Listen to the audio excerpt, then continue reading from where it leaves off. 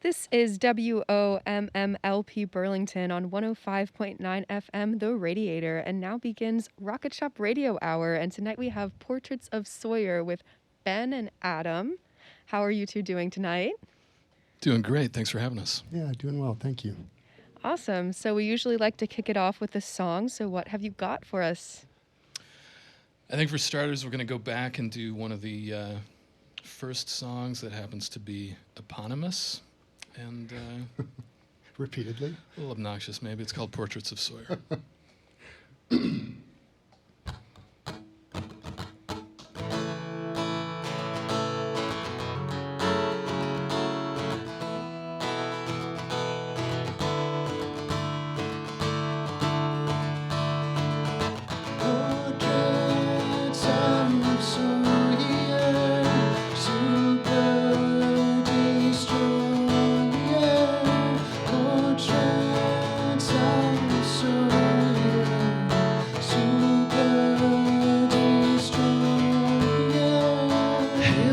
Sitting all alone, feeling alone. Winter is gone and summer is fall. Take it slow.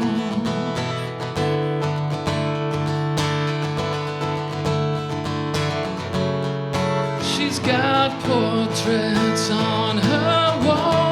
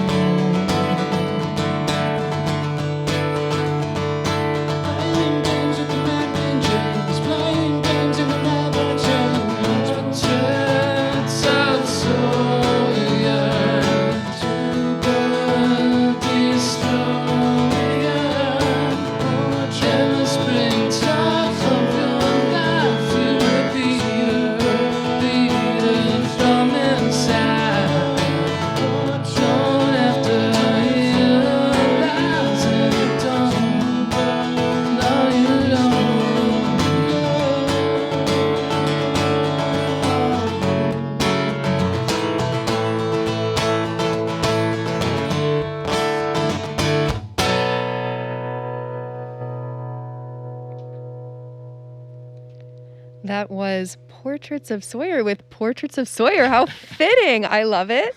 So tell me about the song. Was this the start of why you ended up naming your band Portraits of Sawyer?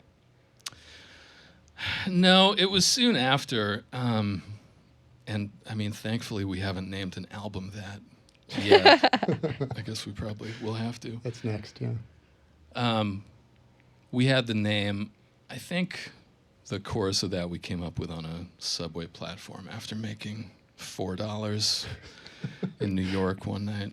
Covering U2. It's just a good rhyme. Nearly no one's satisfaction. Although $4, it's not nothing. I think that's what it was, $4 dirty bucks.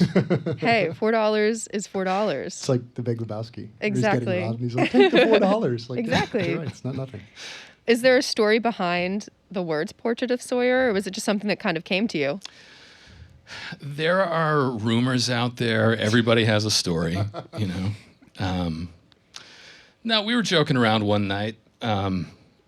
maybe not in our right minds, and it sounded right. I don't think the real answer is very satisfying, probably. Although the portraits thing kind of is taken on a bit of a life later when you realize that potentially songs can have characters, and those characters or those songs can be portraits of those characters, which isn't like, it's not always that faithful necessarily, but like the idea of that is kind of cool. Like the album art is kind of portraits of us, and like it's kind of worked its way into becoming maybe more of a satisfying name, whereas originally we're like, this sounds nice, like cellar door or, whatever, language-wise.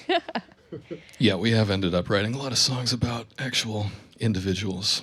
Yeah. So I guess it works. I don't know. So you said that you used to play in New York.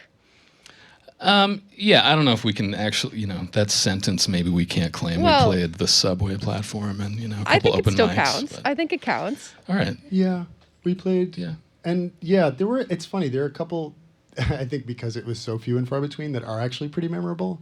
The Vox Pop show, that was good. Like, That was actually good. And then in the Village, we played for the sound person and no one else. So that was also memorable in a very different way. And not even her for most of the show, actually, I think, right? Yeah, she wasn't into it, I don't think. But this is like very early days, like, 2-3 songs, the rest is covers, and $4 on the platform. It all comes back to the $4. That's how impressive we were. Vox Pop was a really cool coffee shop that Big Heavy World probably would have gotten along with their ownership. They were very community, social justice oriented, and making cool spaces, stuff like that. Yeah, safe spaces too, specifically too for musicians. It always felt warm, and I'd been there a couple of different times, and it was always a nice place to play. So are you both originally from New York? What brought you to Burlington, and how did you two meet and start collabing? I'm from Jersey. Do with that what you will. I met Ben in Boston when we were in college. Mm-hmm. I'm a native Vermonter. I can trace back 7 or 8 generations, so I'm almost really a Vermonter. There you go. So I grew up north of Burlington in a tiny little town. Got out of here as soon as I could, and moved around a little bit.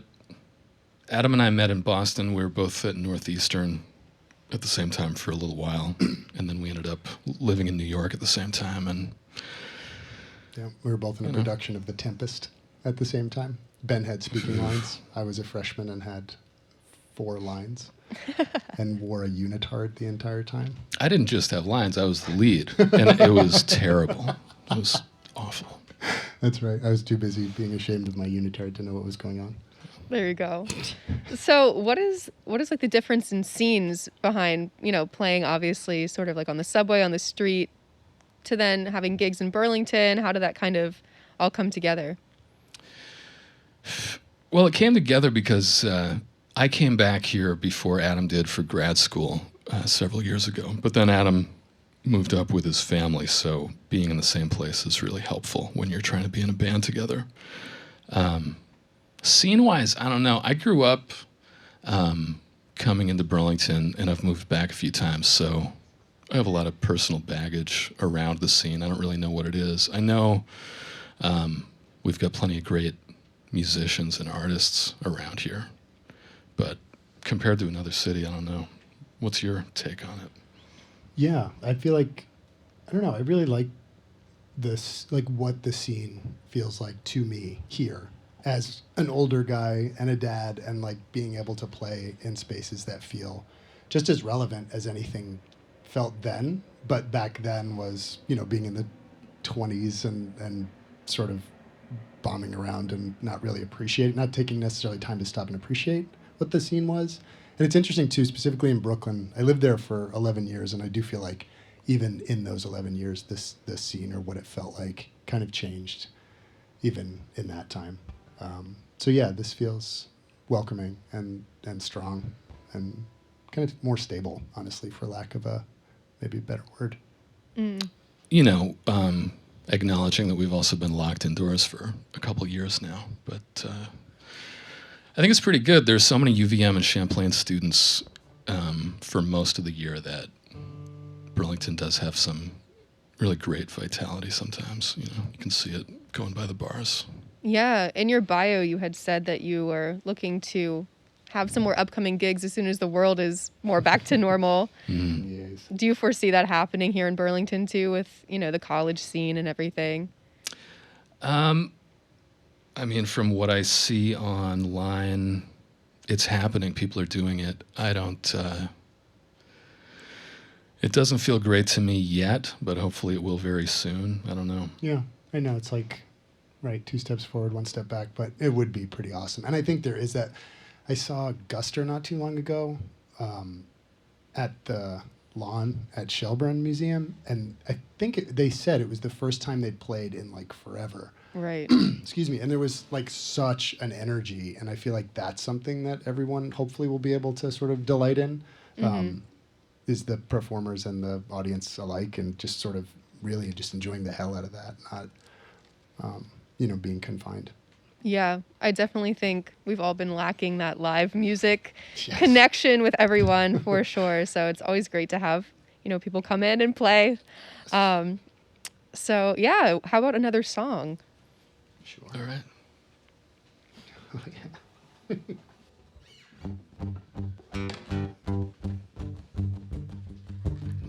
Make sure I get the right note here.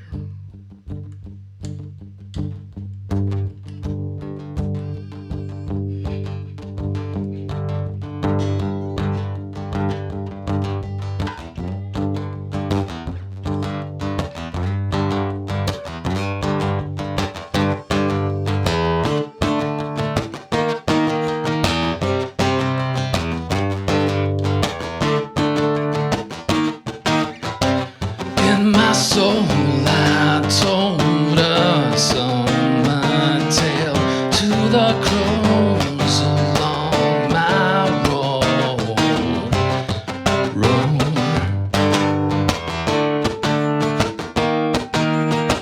About the locks of gold.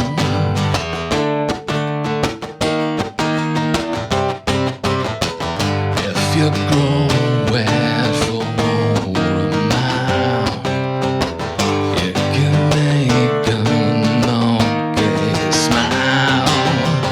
Beside me, they're all that I can see with their mullet action. Mullet action remind me just what I wanna be with that mullet action. Mullet action.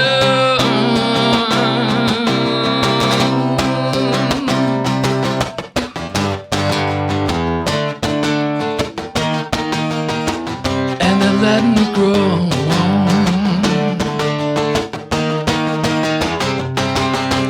You can keep your party G to blowing the breeze and tell me that you still believe in front respectability. In my dreams, they're talking back to me with their mullet action. Mullet action. MIT, it's where I wanna be with that mullet action. Mullet action. And I know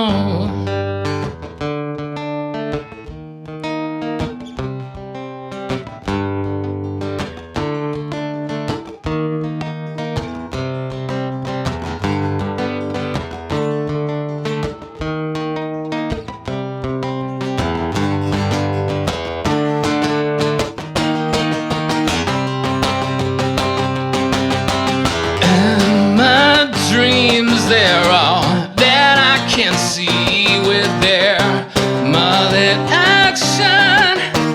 Mullet action. So smooth, the stylistic man played till 10. Mullet action.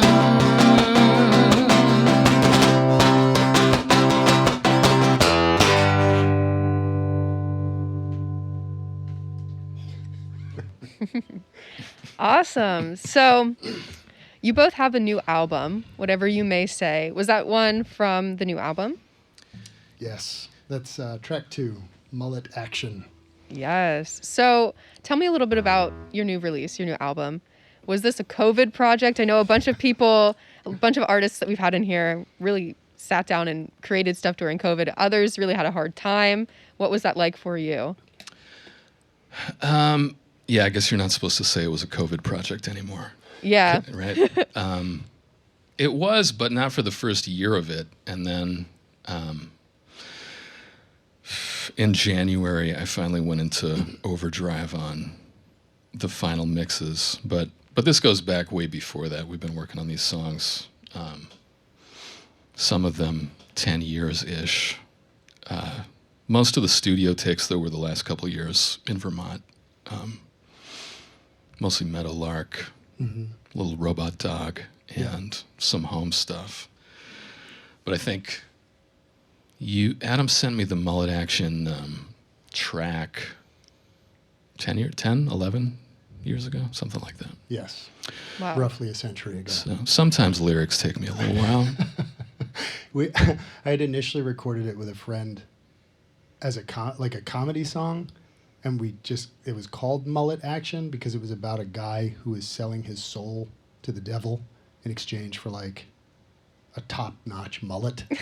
Which is going to be a great video when we can make Yeah, right? That could be a total music video It idea. could. That's the thing, right? It kind of all circles back, but the song that we would, it was just awful. But the music was like, oh, this is dark and sort of interesting, and maybe there's something here. And yeah, Ben definitely turned it into something relevant as opposed to what me and my other friend were doing. Yeah, which was fun, but I tried not to use that title, but a serious song didn't really work. And the file was called Mullet Action circa like 2009 or whatever.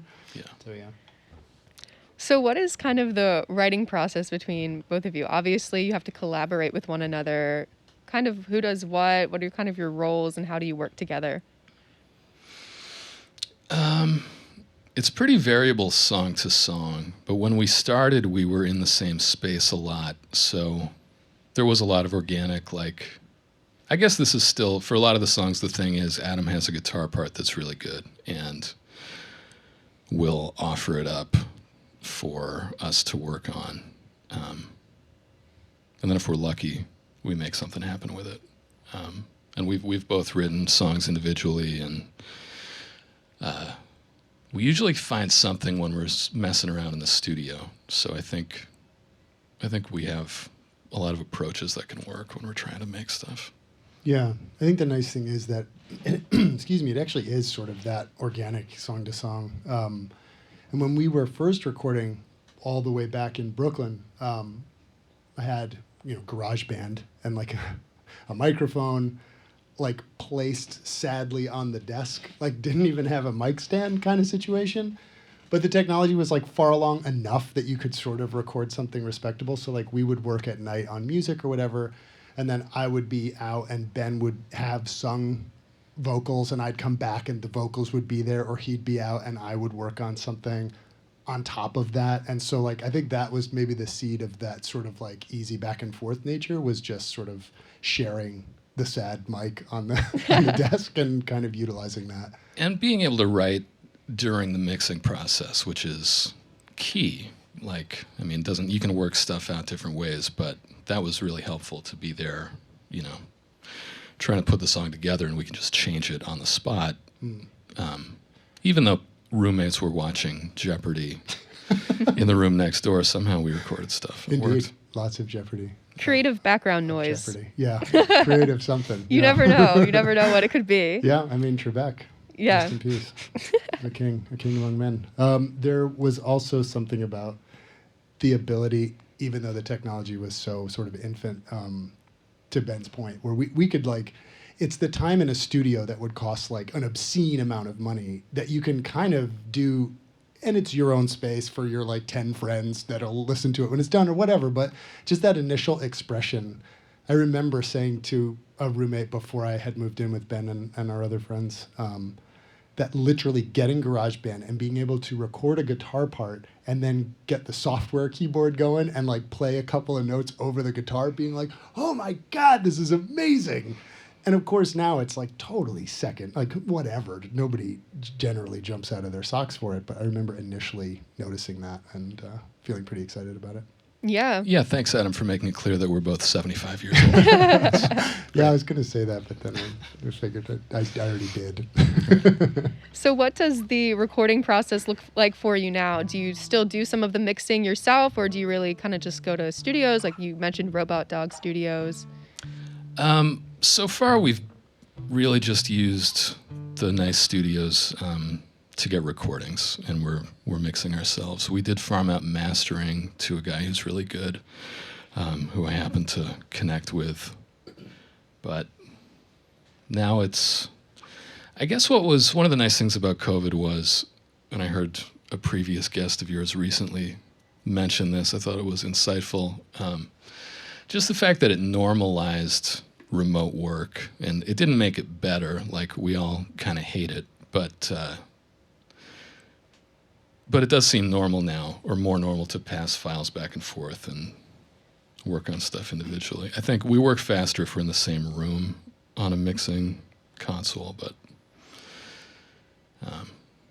Yeah, I think also because we've been doing this since the dawn of time, there is something about excuse me, the comfort passing it back and forth and actually getting into the programs and mixing it. There's no like stumbling blocks to actually go through the tracks and actually add the proper fades and some reverb and generate the stems and all that. Like that has become second nature, I think, just through a desire to make music. We've gotten, I'd say, pretty comfortable with that. And that even now, if we were to record, a full day's work, I'd still want to put hands on it in a space that was away from that day. Mm-hmm.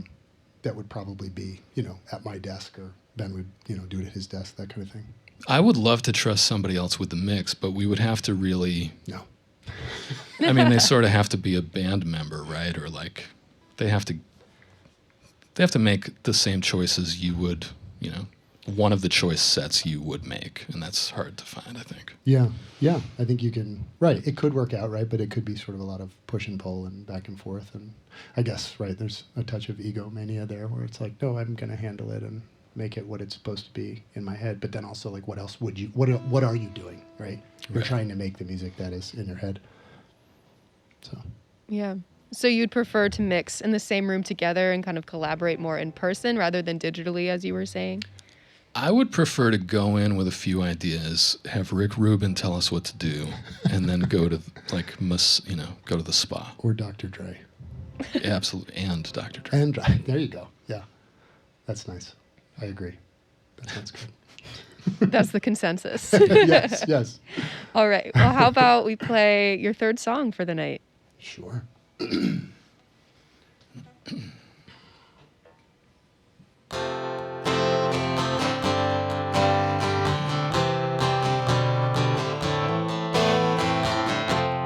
I lay down in another bed. I reach out from inside my head. Tell your friends you will never go with them again.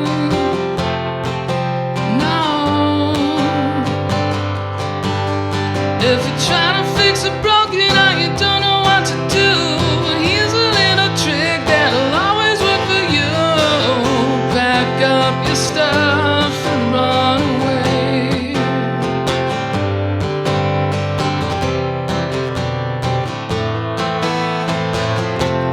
Count me out for another drink. Sleepy town, too much time to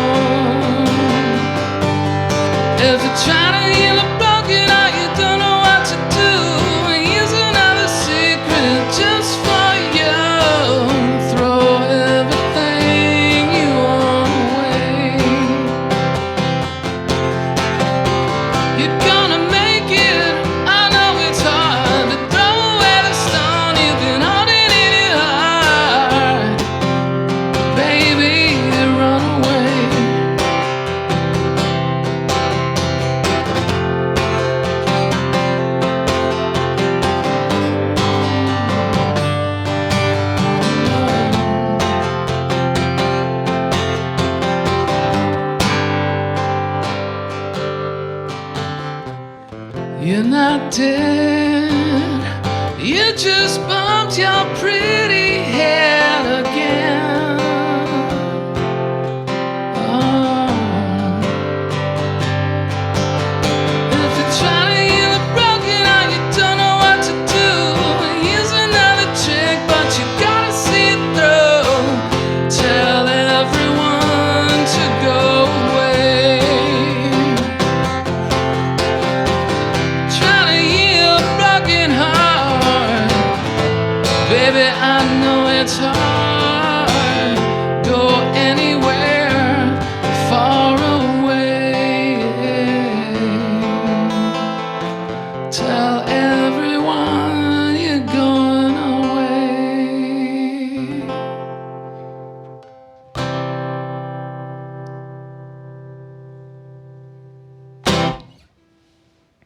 All right. So, tell me a little bit more about your new album. So, whatever you may say, obviously you two have been collaborating for a while now. Is this kind of, would you say, been like it's been a long term in the making in a sense, but how does it feel to have that finally out there and completed? It feels awesome sometimes. We're still sending it out, and it's a lot of office work type stuff, but like catching some of the first plays on radio, which thank you very much for playing a couple of our songs here. It's been thrilling at times, and it's nice. A couple songs in particular, like Mullet Action, we've been tossing around some weak demo of it for so long that it's that's great to just realize we don't have to work that one out anymore.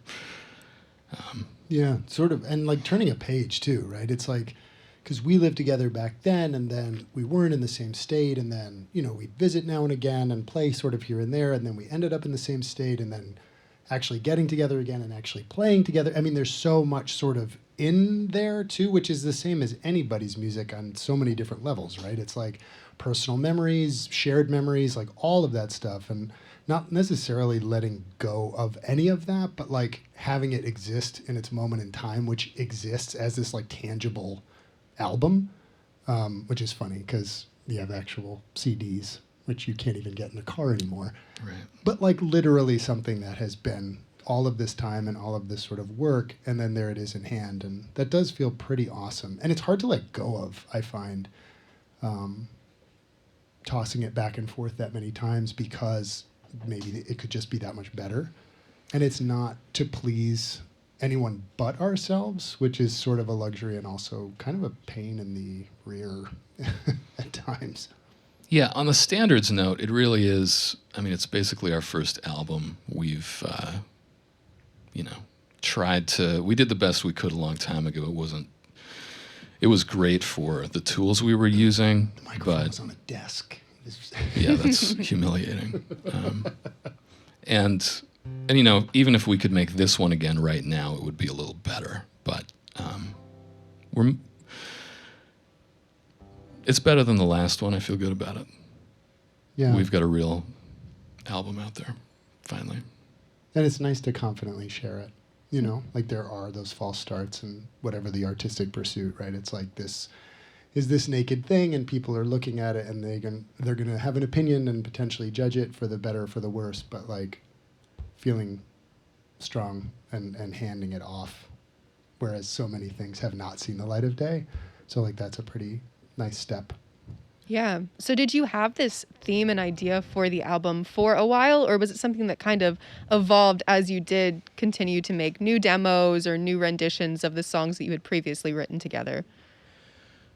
I feel like we've had 30 different ideas about what we were going to release, and basically what happened was we're kind of always working on the next song or two that we're both into enough, and then it was like, maybe we can do a 4-track, and when we assembled this, we got what we needed in the studio for these 7, and we're able to finish them. So it was kind of, right? Is that right? That sounds right. And honestly, too, like, some were sort of finished, and then that kind of motivated us to finish some of the other ones. And there's definitely like a spectrum out of the 7. Like some are pretty serious and pretty heartfelt and pretty sincere, and then others have, I would say, like a pretty healthy like vein of comedy that runs through them. But then sort of like laying them all down and putting them in an order that seemed to work, and also feeling like 7 tracks is not necessarily wasting anyone's time. I mean, granted, if nobody, it depends on if anyone likes it from the jump, but 7 is not a presumptuous, like, here's a double album. Not that Right. there's anything wrong with that, but there is an element of, I guess for us in the way that we approach this, 7 felt like respectable, that we had gone up from 5 to 7, and that hopefully the next one maybe will have 8. Not literally that, but like that school of thought. Yeah. So in the future, what does the future look like for you? Are you thinking of writing another, album, producing another album? I know obviously this one is still pretty new and you want to promote this one, but is that something that you're foreseeing in the future? Yeah, we have tons of songs in progress that we're working on, and we're thinking right now about a recording session soon if we can do it logistically. But what is it? I mean, to play live once and if it makes sense is the next step at this point, I think. Yeah. Yeah, to sort of sharpen those skills. But yeah, I mean, at any point though, if we could go in and lay down like 2 songs, that would be awesome. And then do 2 more a month later, which is kind of how this one went down. But yeah, there's always sort of stuff in the till, as it were. You got to get to that number 8. Gotta get to number 8, and then maybe 10, Yeah, and then we retire. exactly. Well, you never know. So And then a double album. yeah, and then you'll give them what you've been waiting for. Right, then we are presumptuous, and we insist that you listen to a double album. Yes.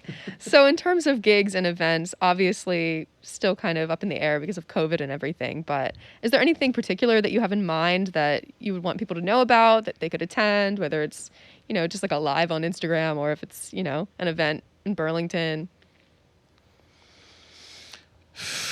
Man, I wish we had one of those to that'd be good. talk That'd about. be nice. We don't have anything live lined up. This.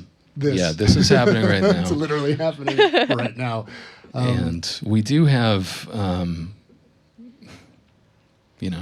an email list sign up is finally on the website. So if people are interested, they could sign up there, and we will announce important things, releases, shows, stuff like that. And we are definitely looking to perform in a sort of controlled setting with like a small crowd and film it. I'm a video editor by trade, so it's something I've sort of had in mind for a while. Ben and I have discussed it, and we definitely want to do something that sort of has an intimate feeling and potentially with some strings, that kind of thing, but like produce it in a sort of strong fashion, something, reasonable, five songs, that kind of thing. So it wouldn't necessarily be like an open door event, but it would sort of have that scope or that feel to it. So, Nice. Yeah. So another thing that we always do here at the end is we always give you an opportunity to promote yourself. So where can we find you? Where can we find your music? How do we follow you? You can plug yourself. Portraitsofsawyer.com is the official website. A basic search should bring us up on stuff. On Twitter, our handle is Super Destroyer, which was the name of the first record. We're on Instagram. On Bandcamp. I like Bandcamp. Do you? Okay. I kind of do. I just put everything on Bandcamp.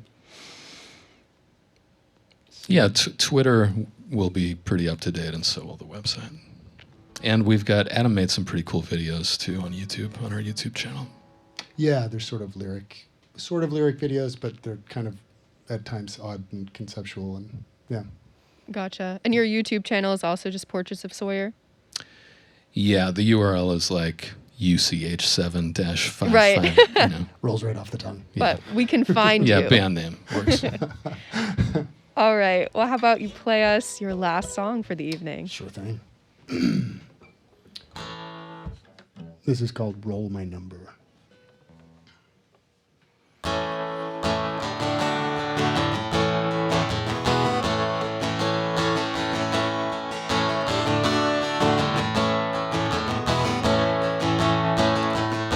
started for the door, and I ain't ready for that golden light. And critical, my wrong, the old identical, my soul that goes, and I said, roll my number alone.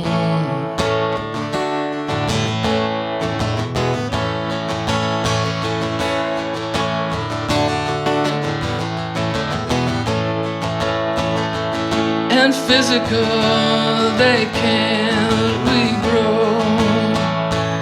In medical, they draw arrows.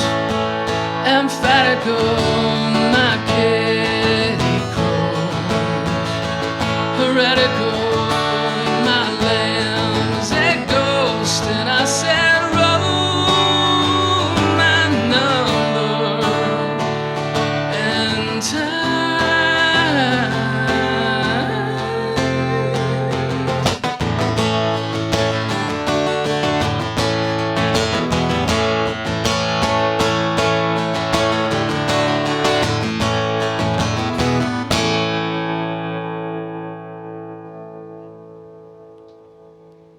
All right, this has been Portraits of Sawyer on Rocket Shop Radio Hour. Ben, Adam, thanks so much for coming in. Thank you so much for having us. Yeah, thanks for having us. I'm your host, Abby BK, and next week we have Tom Pero on Rocket Shop. You don't want to miss it. And good night.